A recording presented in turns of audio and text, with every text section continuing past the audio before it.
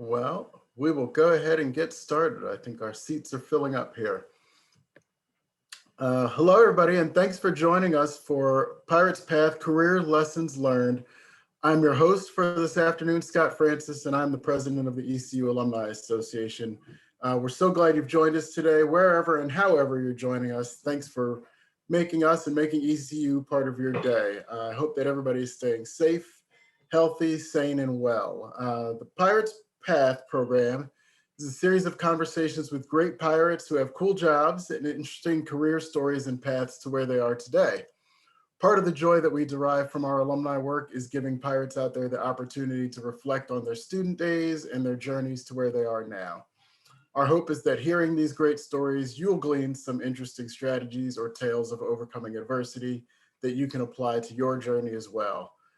We are happy to be able to bring you Miss Stephanie Lee, class of 2008. I almost said 2088, which is terrifying. As we get started, I want to share some quick ground rules and just the format information for you. First, we are recording this session so that our friends who couldn't be here live can access it later. So note that it will record both our screens and the chats. And we'll get started by asking Stephanie some questions, but at any time you can ask a question in the chat by clicking the word bubble labeled Q&A in the user menu right in the center bottom of your screen. And so that's it. Now it's my pleasure to introduce our guest, Stephanie Lee, destined to be a captain of her own destiny. Stephanie Lee took the helm without fear. With a lifelong passion for learning and being challenged, Stephanie has more than a decade's worth of experience across very different industries, from politics and government to beauty and consumer goods. SELFMADE is a culmination of Stephanie's lived experience and spurred from healing from her own mental health crisis. She began her journey as a field organizer on the Obama presidential campaign and then joined the 2009 presidential inaugural committee.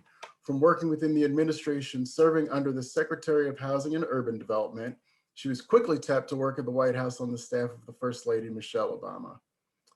There, Stephanie project managed her first ever New York Times best-selling book, American Grown, and managed conceptualizing, planning, and executing Mrs. Obama's international and domestic messaging events resonating with the American people.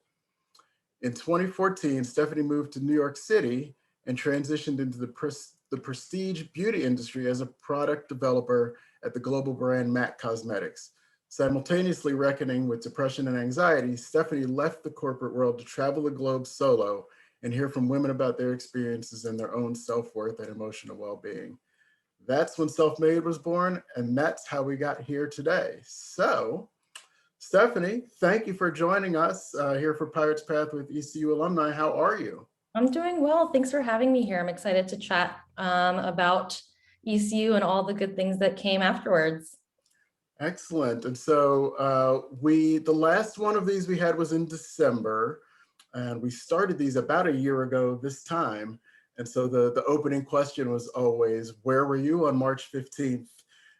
What was kind of the day that the pandemic became oh my gosh, real to you? Where were you? And I was in France, actually. I was skiing in the Alps, and which is because of my privilege, which I recognize. And I remember waking up because my husband was like, there's a travel ban because of the pandemic. Do you think we should go home? And I was like, yes, let's go home. Which everything was a mess. But we got to the airport, and it was actually the smoothest airport experience I've ever had, because I think everyone was so confused they didn't show up to the airport. So made it back home, and I was in New York thereafter, and that was kind of like a feeling of like, oh my gosh, a scary monster is coming in and everybody needs to hide in their homes. So it was a pretty weird experience. Oh, you're on mute, Scott. Thank you. Yes, it has become the new kind of where were you? Oh, absolutely. Where were you when? And it's just what we didn't know then and what we eventually grew to know is just changed everything. So we'll get back there. And you live and reside where now? So I was in Brooklyn for about 6 years, but then because of the pandemic, and I think everyone was questioning, like, what's the quality of my life now that I'm shut indoors and I can't do the things that I want to do? What actually is important to me? So my husband and I were like, let's get out of here and just move to somewhere totally different. We now live in Sonoma County, in California. So there's like vineyards everywhere. My neighbor's a cow and a horse. And so a lot more space to think. And especially as I've built a new business within the pandemic, as you can imagine, I have like a few more gray hairs, but it requires a lot of, thought and critical thinking and all the things that, in order to build something from nothing. So having the distance and space to actually do that here in such a beautiful place to connect with nature was a huge part of maintaining my mental health for sure. Awesome. Awesome. And so we're going to cover all the parts of your journey, but they all start with the first steps. Where Yes. is home for you? When someone asks, what's your hometown? What do you consider home? Well, I guess where my parents still are in Cary, North Carolina. So I was born in Florida, but we moved to North Carolina. So I grew up with like going to the movies, all the above, and obviously didn't make it too far in terms of college when I went to ECU. So it was just a quick, like hour, 15-minute drive to campus. So yeah, that's my hometown. Very nice. Very nice. And so growing up, I personally only knew two or three people who knew exactly what they wanted to do when they grew up. One wanted to be a civil libertarian lawyer. Mm, She ended up winning 5 Grammys. And the wow. other wanted to be a center fielder for the New York Yankees, and he is now owns a pizza restaurant in San Diego. So, is this what you imagined you wanted to do when you grew up? Was that you who kind of always knew what you wanted to do growing up? No, I think people who know what their passion is off the bat are so blessed. I was not one of those people. I think I come more from the like school of trial and error than anything else. I think when I was younger, I wanted to be like a teacher or something like that. And so, going to the White House, working in beauty and starting a business was never in, my dear diary. It didn't happen there, but I think it's just a culmination of different experiences and following what inspired me. Right, right. So what high school did you graduate from? Athens Drive in Raleigh. Okay. So you graduate, leaving Raleigh. How did you end up at ECU? How did ECU come into your consciousness? Well, I think for me, growing up in a small town, I kind of was like, here are the places that that everyone applies to kind of thing.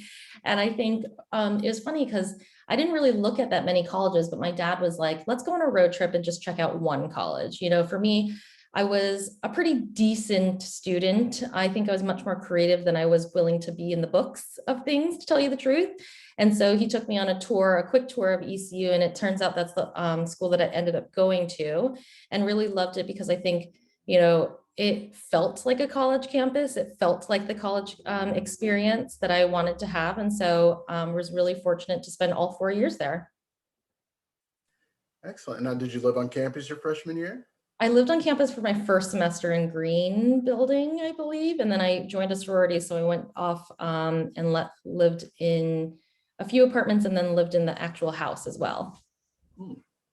Awesome. What sorority? Alpha Omicron Pi. Hail Pi. Okay. Yeah. Okay. Did you hold any jobs while you were in school? I did actually. Well, my dad was like, don't work your first year because you just need to focus on school. I think I focused a little bit more on like going out and making friends than I did school at that point. But at the Greenville Mall, they opened up a MAC Cosmetics counter that year. And I think it was like one of the biggest brands to come to like little Greenville. I think like Target was like the biggest news before then. And then, so I did part-time becoming a makeup artist, and it was another way to get really entrenched in the community because, you get to see all types of people come through and really spend time with them putting makeup on, and you're in such intimate spaces. So it was a really great experience for me. Excellent. Okay. So it's Saturday in the fall. While you're in school, if you had one, what is your home football game routine? Oh gosh. Well, it's funny to look back at pictures because I think some of my friends nowadays kind of make fun of the fact that we dressed up in dresses, like purple and gold dresses, and like wore like wedges and stuff like that. But I was definitely in the sorority circuit where it was an experience. And that experience was not just the game, but what you do beforehand and all that good stuff. And so I think that's kind of, you wake up, you get ready, and you go. That was the Saturday. Yeah, yeah, and it is very much about the experience and the kind of shared experience in the social setting, and it's how, I won't name the schools, but schools who've been good 3 years in the last 50, Mhm, mhm. people still keep coming out because Yeah, it's part of the social experience and having a nice Saturday out. totally. Yeah. So embarking on the journey to adulthood is not easy, and it doesn't just happen. So can you tell us about who were some of the more influential people during your student years? That's a good question. During my student years, I had a professor named, gosh, I forgot her first name, but her last name was Cerruti. She was my English teacher. And I think it was like one of the first people that like spent time with me and believed in like the work that I could do, which I think that validation is so powerful when you're a young person to like, the world tells you like, oh, just wait till you grow up, then you'll know, or like, you're too young to know or whatever. And to have someone actually believe in the work and the words that you write at such a young age is really important.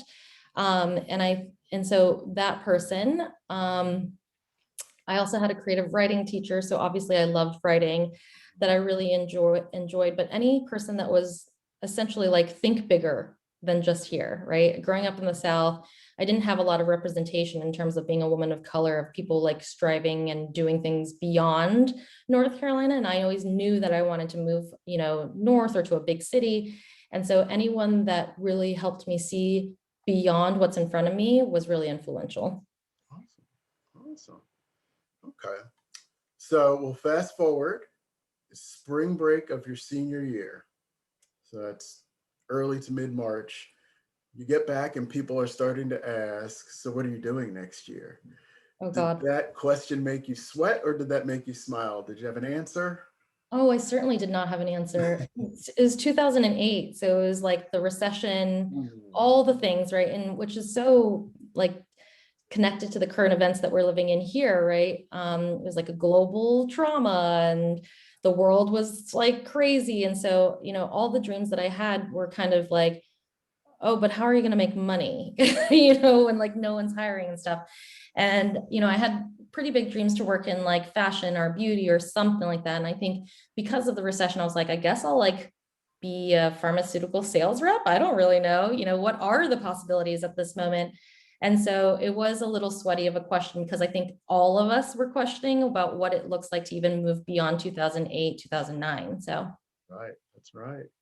Yeah. So you got you walked the walk, you graduated, and then what was your first gig out of undergrad? oh, well, so I actually applied to do a master's at NC State. And so I got into that program. So I was like, oh, I'm going to take it easy. I moved to Wilmington during the summers to go to the beach. I was a pizza delivery girl during the summer because I was like, I'll just do a PR internship, no big deal. And then I got a call to work on the Obama campaign in Virginia. And I had done some volunteering my last semester because they came to town.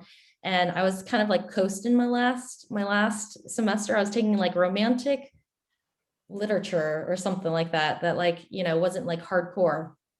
And so after 2 weeks of like living and moving into Wilmington, I then packed up all my stuff and basically got on the road with a GPS all the way to Virginia to start on the campaign, which was the general election at that time. So it was a very measly salary, but at the same time, I was super compelled by the mission and doing the work and being in the community. So there was no way I was going to say no. So let me back up here. So you were in the pizza delivery game, and you must have had a connect. You didn't just get a call that was like, Stephanie, Yeah. we could use your help. Well, That was that a bad pizza Obama delivery. impression, but Yeah, I wish he gave me a call that way. No, it was more so that I volunteered when I was at school because outside of classes, like I met a community organizer who was in the communities talking to people about issues that I really cared about. And as I came into my adult life, I was like, oh, this crap really does actually affect me. Maybe I should be paying attention a little bit more. And so by volunteering and spending time without really expecting anything in return, that's where these opportunities came from. So that pizza delivery thing was just something easy peasy that I could do to kill time before going to get my master's degree. But eventually when we did when I did the campaign, I was like knocking on doors. I was managing full-time volunteers who are older than myself, like in their 30s, sometimes their 40s, that have had jobs, in the defense contracting or an actor or whatever. And so it really led up to like this kind of momentum. And I really believe like if you do things that bring you joy, there's only possibility that can come into it. So I didn't expect to go into the campaign or anything to come after that, but it was just a willingness to really engage with something that inspired me. Right. Okay. So you get up to Virginia. You were in Northern Virginia, DC area. So you work on the campaign, and then that leads to what after that? Well, so then like after the campaign happens, there's pretty much a rat race of like finding jobs. And I didn't actually know that people that work on the campaign can actually work in the White House or in the administration whatsoever. I thought that was like a TV thing, like period. Like I just didn't think about that. And so it became a rat race because essentially there's two parts that you can go into: the transition team, which is transitioning like the policy and all those things that happen within every single agency, education, health and human services, all of the above. And then there's the inauguration, which is essentially the big party that welcomes the new administration into town. I was devastated that I didn't get picked for the transition team because I was like, I always get the job. And so what I ended up doing again is volunteering on the inauguration. And so I was doing really menial work, which totally sucked, like data input. And then I heard that the chief of staff of the inauguration needed an assistant. So I hunted him down and I found him in the hallway and I was like, I heard you need an assistant. I can do that for you. And he's like, great. He was like totally startled. He's like, come up to my office at 3 p.m. And so I like got my resume ready and I was like going up there and I was ready to interview. And he's like, this is what I need you to do. I need you to do this, this, and that. And you can move to that desk right there. And I was like, okay. And so that's essentially how my, political and governmental job started, was just by hearing this and taking a chance, which I think is really, important in the sense of like what you were talking about before, like people who know their passion, amazing. If you don't, like, what do you do? And you just keep hunting, keep moving. Excellent. And so I'm pulling two things out of that. If there's any students or recent new grads out there, have your resume up to date and ready to go whenever. You And just never know. don't be scared to reach out and ask the question. Totally. And you probably saved them 2 weeks worth of work and posting and searching and all that kind I of can't stuff. say I was the best assistant, but I was certainly available, which is the first part of getting the job. The best ability is availability. Yes, there you go. Okay, so that happened. And what year are we looking at that point? So that was 2009, and I was probably like 22 years old, so very young to be doing these things, but also just like didn't know any better, right? I was like, of course I can try and do this and see what happens. And then I joined the administration working at Housing and Urban Development for this secretary there. And, that was really interesting because I think I had a lot of responsibility for someone so young and not really knowing that what I was getting into, but that's not really what made me do it. What I wanted to do was to make impact on people's lives. And this was a pretty focused way to do that. So I got to travel with the secretary to New Orleans. So we did an anniversary of Katrina. I planned like an event with 4 cabinet secretaries in rural Alaska where we needed like a satellite phone because there's no service out there. So it was a really interesting kind of collection of experiences doing that. But ultimately I was like, I don't think I love housing policy. I don't think that's what like gets me up every day. So yeah. So then that moved you to where next? The White House. So that one again is like just purely, I won't even say luck because it's really about making opportunity for yourself. And like for me, creating relationships in order to do that and open up opportunity is always number one. I think we think of networking as this transactional thing, one for one. Like when people are like, go networking, I never really think about like, how can I get something from this person? It's more of like, how can I know more about this person in order to like influence what I do from there? And so because I was able to build, relationships that went beyond transactionality, the moment I said to a friend, I was like, oh, I think I'm going to start looking for a new job. That Tuesday, I remember she reached out and was like, they're hiring at the White House. Are you interested? And I was like, yeah. So I was literally just working on my resume, sent it over. I got a phone call, interviewed with a few people, and then got the job offer. And so I think, you just never, when you keep your eyes open and you're open to possibility, I think it's really important to like let that come to you as well. Right. Right. And then what was your role in the White House with that position? Yeah, so I worked directly for the chief of staff for the first lady, and there were two of them that I worked with, and the last one was Tina Chen, who's now the president of Time's Up, which is the started in Hollywood, but it's like the anti-sexual harassment stuff that's been going on for years, but now at the forefront.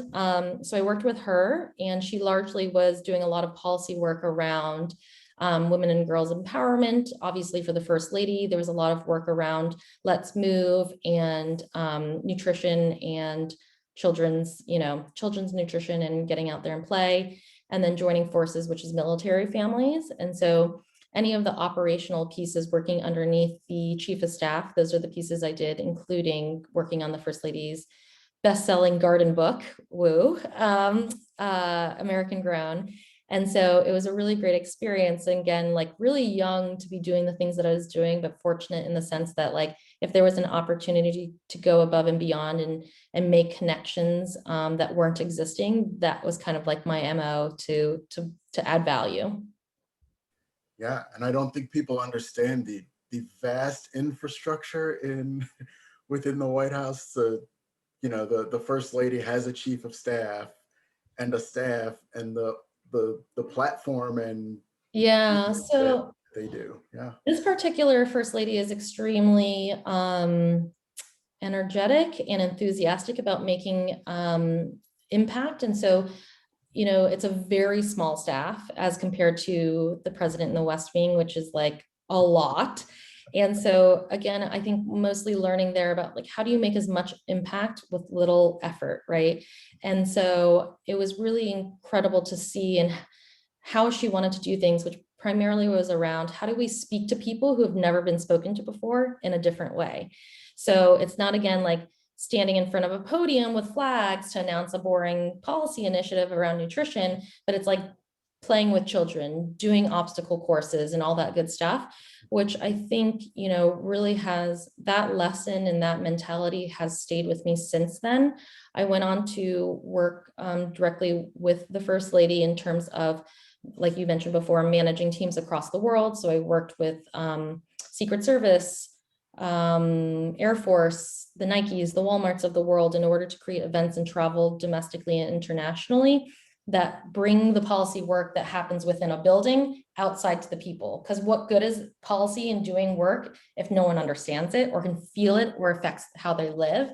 And so I think that has been a really defining piece of the work that I did there. Excellent. Excellent. And how long were you there for the? No, oh my gosh, I think I would have passed out.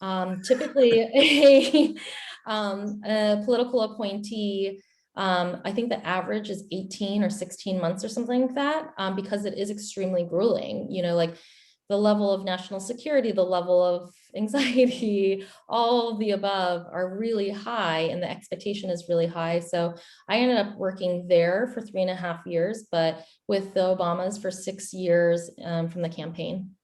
Okay. Okay. And I guess in a moment of truth, I bet Mrs. Obama would agree. It was a lot.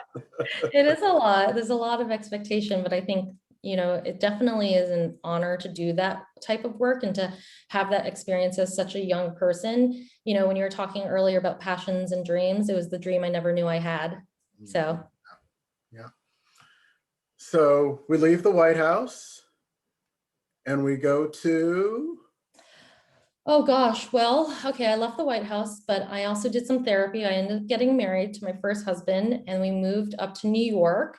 I got a dog, which was really important to me. He's the best dog ever. He's laying down here lazily. And then I moved to Brooklyn and I ended up working at Estee Lauder Companies. And so Estee Lauder Companies is one of the big three in terms of the cosmetic personal care world landscape. So there's LVMH. So like, for instance, Fenty and Sephora are under LVMH. There's L'Oreal, and then there's Estee Lauder. So I primarily worked at MAC Cosmetics, which is underneath that. And then I worked at ELC Ventures. So at that time, they were doing a lot of acquisitions of smaller brands. So I worked in that group to actually do that work of like how, marketing, creative, like how do they actually come into a bigger brand and fold in? And that's when I was like, oh, if these people can found their own business, maybe I can. So that was something that stuck with me. And then in terms of product development, it's kind of like pulling the screen from like Oz, like who's behind the screen. Like every time you pick up even that cup, there's somebody that went into that design, right? And like the experience of holding it and putting it to your lips. And the same thing goes for makeup and skincare. So, for the ladies watching, it's all very psychological and sensorial. When you open up a new lipstick and you feel it on your lips, that first break of like the lipstick actually signals something to you, whether you like it, whether you don't like it, the hardness, the softness, all of the above.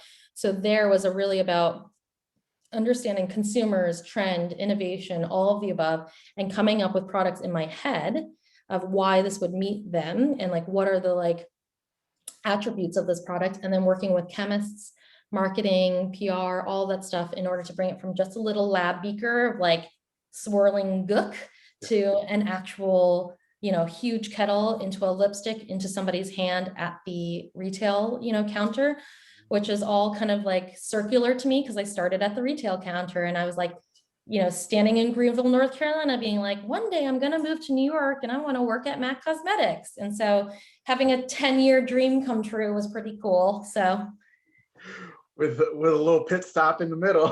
yeah, with a little pit stop in the middle. Awesome. And you enjoyed that portion of time? I think it's interesting. I mean, for any person out there, working for a corporation is always interesting. It's somewhere where I was like, I'm going to learn the rules so I learn how to break the rules. So I definitely say try it. But personally, for me, I think it's too bureaucratic. Like I'm a person that like moves and shakes and I want to do things and make impact. And I probably had to ask for permission too much and forgiveness too much in that. And so really investing in myself was really important after that. And simultaneously, you had mentioned the mental health crisis. That's where I was experiencing it, in a very high pressure world. I had not taken care of my emotional self, and there were all these expectations. And as a woman sitting in between, an industry that says, buy this to feel worthy. And then I was in therapy paying $250 for a session in New York City with great health insurance, trying to work on my, inherent self-worth. There was something fundamentally wrong about the industry and where I was sitting. So while you say, was it good? Yes, I learned so much. It was also good in the sense that it helped me run into a few walls that I was supposed to run into in order to figure out what was next. Awesome. Now, if you don't mind, let me back up for a second. So was it something you realized you had to do to kind of take a step back and take care of your mental health? Was it a friend, family member that? Yeah, that's a great question. I mean, there were definitely family members beforehand, but I'm kind of like the avoidant person that's like, oh, I don't have any problems. I was taught to not feel. I was taught to like, the resilience, like just keep going. And so I think, life kind of like, it'll tell you, it'll whisper it to you, it'll tell you, it will spell it out. And then it'll start screaming at you when it's time to pay attention. It was screaming at me. And so, there are a lot of things that happened in that moment externally, internally, that made me, again, look at the quality of my life and what I'm spending 40 plus hours doing this. Is this bringing me joy? Is it filling me up with something that actually matters? And it's cool if the answer is yes, but for me particularly, it was no, but it left me with a lot of question marks. So I ended up quitting my job, which was terrifying because as an Asian person, I'm like, security, money, health insurance, very important. And my parents were like, what? But I quit my job because I recognized there's so much more to this world than sitting in a skyscraper on the 42nd level making makeup, which is fun. But there's something missing for me personally. And so left all that and traveled by myself around the world. So I did 11 countries and 16 states to really just reckon with me, just out there in the world and experience something bigger than what, Cary, North Carolina had to offer me. Right, right. And you did that by yourself, that travel solo. Yeah, by myself, which was terrifying. I remember getting on the plane at JFK and I was like shaking because I was like, did I just make the biggest mistake of my life? Quitting everything and leaving everything I knew to hop on a plane. And I think I was heading to the UK, which is like not different from the US at all, except for obviously the food and the accent. But I ended up going to Croatia and spent a lot of time in Southeast Asia. So Thailand, Vietnam, Indonesia, and those places, because I think for me, I'm a kid of immigrants. My parents came from Vietnam. I had no clue where I came from, and the journey that it took my parents to get to the US. And so I think I took a lot for granted, especially in parents. So going back and seeing how folks live, it was really incredible to me because we in the US are so privileged. They don't even get, like, outside of Western worlds, they don't get to experience even a slice of like what we have from education, communities, getting to embark on like these social events, like that doesn't exist out there. And so it made me feel that much more present and gratitude for what has happened in my life. Excellent. And that's real travel. That's Yes, a I had broad. a backpack that was just this big and my whole life fit in it. And it just taught me that, like, do I really need all this crap around me? No, I don't. Yeah. So now if you gave me 11 countries to choose, I'm choosing them all. Which ones speak English? Which ones have McDonald's? So Oh, you so will be surprised though. A lot of people, I was nervous about the English thing, but a lot of people speak English, but also people are super kind out there. And the food is a lot better and a lot fresher, I must say, than McDonald's. But some of my favorite places were Indonesia and Sri Lanka, which are, basically on the opposite side of the world, but you really get to understand how people live. And I think for me, primarily, again, I'm a relationships type person. So it was important to me to have conversations with people all over the world about how they experience their lives. Like those lived experiences are what is so beautiful about being a human and living. So you return, and what year are we now? We're Oh in. gosh. Okay. So I left in 2018. I came back in 2019. I did a road trip with my dog because I abandoned him and he's my life. So it was very important. I also kind of was like, oh, the US, we're just so wasteful. We're so whatever. So I knew I had to fall in love with the US again. So we did a road trip, it was pretty incredible. And then I was kind of stuck with this question: do I start something by myself on my own, start a business, or do I go back to the corporate world and just make a lot of money and save it and go travel again? And which is a fine option. And sometimes on different days, I'm like, I wish I did that. But I think for me, the calling was to make something of my own. And again, that impact piece was really important. And so I started ideating on SELFMADE, which is my current business. And this is really about democratizing tools and resources around mental health where women already are. So we infuse it into our product development. So I make personal care products. We create curriculum around different concepts around mental health. And this is all developed with mental health experts who are actually doing the work in communities. So that has been fun and terrifying to do. I bet. And so tell me about the brand now.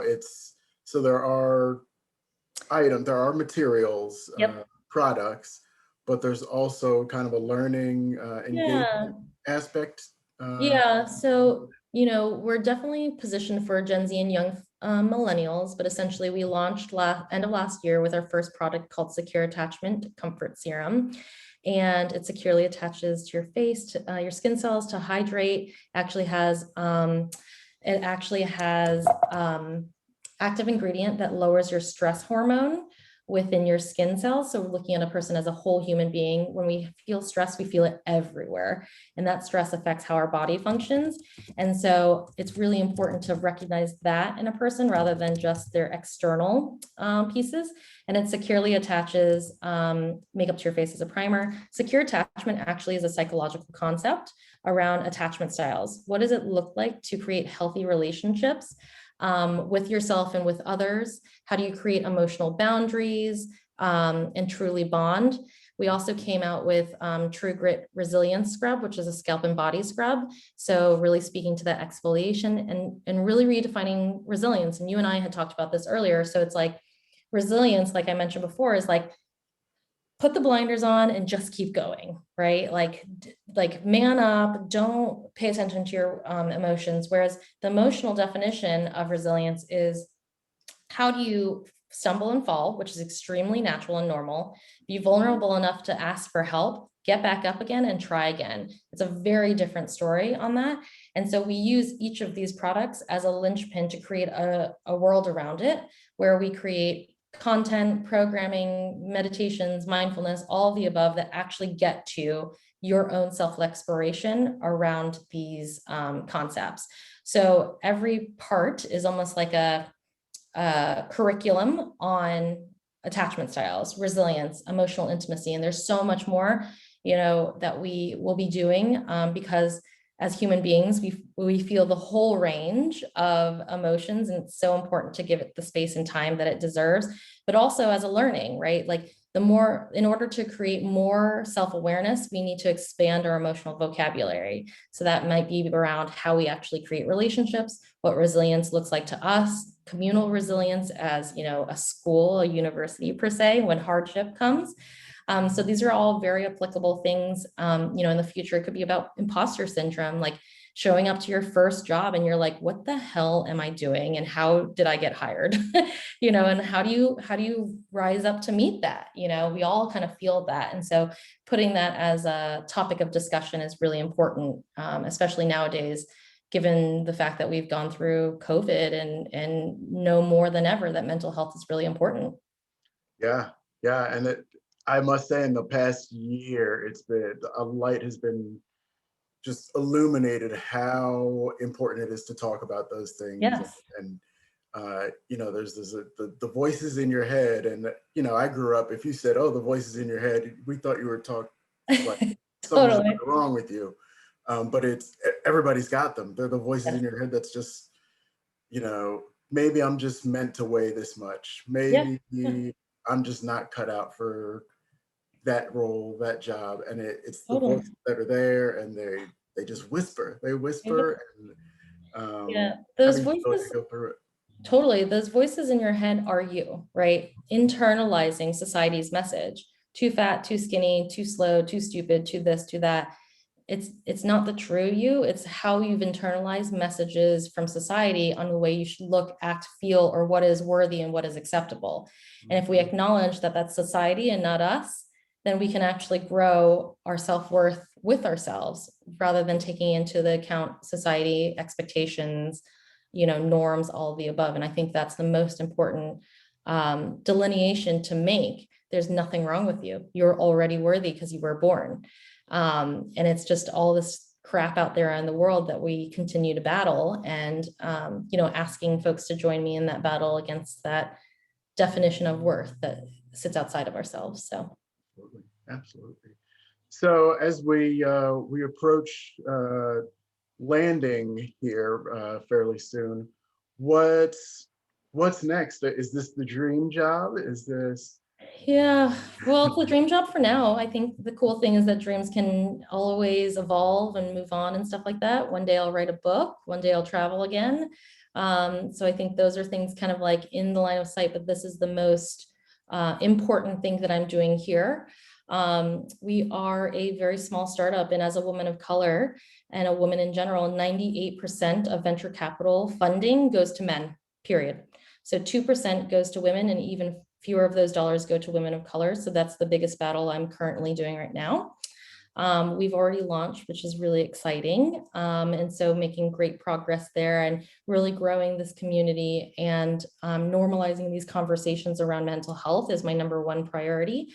So it's a lot to juggle. I have 5 full-time people under me and then a cohort of a bunch of advisors and junior advisory board members underneath me as well. So we're building, and we're in the building phase.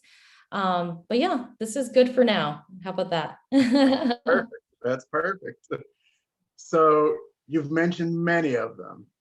So you can pick 2. Biggest lesson you've learned throughout your career thus far. Okay, well, #1 is leadership. It comes from people who care. If you care enough to get up and do something about it, that's the biggest thing. The second thing would probably be there are people who are not going to get what you're trying to do in the world. That's okay. Those people aren't for you, but there is going to be someone that needs to hear what you have to say. So keep on making space for yourself. And I think that's been really important. Okay. Excellent. So for our attendees, if you have any questions, please feel free to place them in the Q&A there. I've got one here that is, what do you wish you knew when you were starting out in your career path? Not necessarily that you would change anything, but what do you wish you knew before getting rolling? That is a really great question. What I wish I knew before getting rolling. I guess it's more of like that I'm glad I didn't know. Because I think if we try to plan and, shoot, we should always have goals. But I think for me, it was like the reason why I could do all these random things like work at the White House or travel around the world is because I didn't know any better, I guess. And the thing is, like, of course I can. Like, if this person can do it, I can do it. And so not knowing any better probably helped me eliminate some of those voices that say, oh, you can't do that. Because there will always be people like that. So it's about that self-trust, I think. I guess I wish I knew how to tap into my self-trust earlier, but that's always a work in progress. Yep. Not many of us are born with that right away. So. No, very little, very few. Yep. Okay, well, I am going to hit you with the rapid fire questions here. You ready? Yeah. What were some of your favorite things to do or places to go while you were here at ECU? Oh gosh, well, there's downtown, of course. So that's a given. I really love spending time at my sorority. I love spending time on the mall when it was very, very warm. You could lay out. And so those were some of my favorite things. And also randomly, the library, I spent a lot of time there because I had to learn how to study. That didn't come naturally to me. And so I spent many a time there, and some of those conversations around dreams and hopes came from sitting in this, a study group. So. Yeah. Excellent. Can you share with us a favorite quote, something you find inspiring? Oh gosh, no, because there's so many and they don't come to mind so quickly, but I can follow up. You can send it to us, and when we post the video of this, we'll lead with that. There you go. Perfect. I can do that. How about a favorite study, experiment, or bit of research? Favorite study at school? Anywhere. It could be from school. It could be something you've read since then, or using in your work today. Well, there's a book that Brene Brown wrote about the gifts of imperfection. And if you're on this call watching, you probably have some perfectionist vibes going on because you're wondering about your own future and what you're doing. It's a short read, but I loved it because she's a therapist, social worker who has actually studied vulnerability, and the exact opposite of perfectionism is vulnerability. And it opened up my eyes to really taking away that shield and safety of perfectionism and really going beyond that in order to make change. Yeah. Excellent. So the next question was, how about a favorite book? Oh, so many books. Gosh. Okay, so there's a book called Attached. Yes, thank you for plugging that in. Attached is by Rachel something, Amir Levine, something like that. But attachment is our attachment to our caregivers, whoever they may be, our parents, or whoever raised us, is the template of every single relationship moving forward, whether it's romantic or friends or whatever it is. And so it is a really great read if you find yourself stuck in a pattern, whether it's your friendships or your romantic relationships. That has been incredible because it helped me understand people, it helped me understand my life, and it helped me understand how I create relationships that go beyond networking. Excellent, excellent.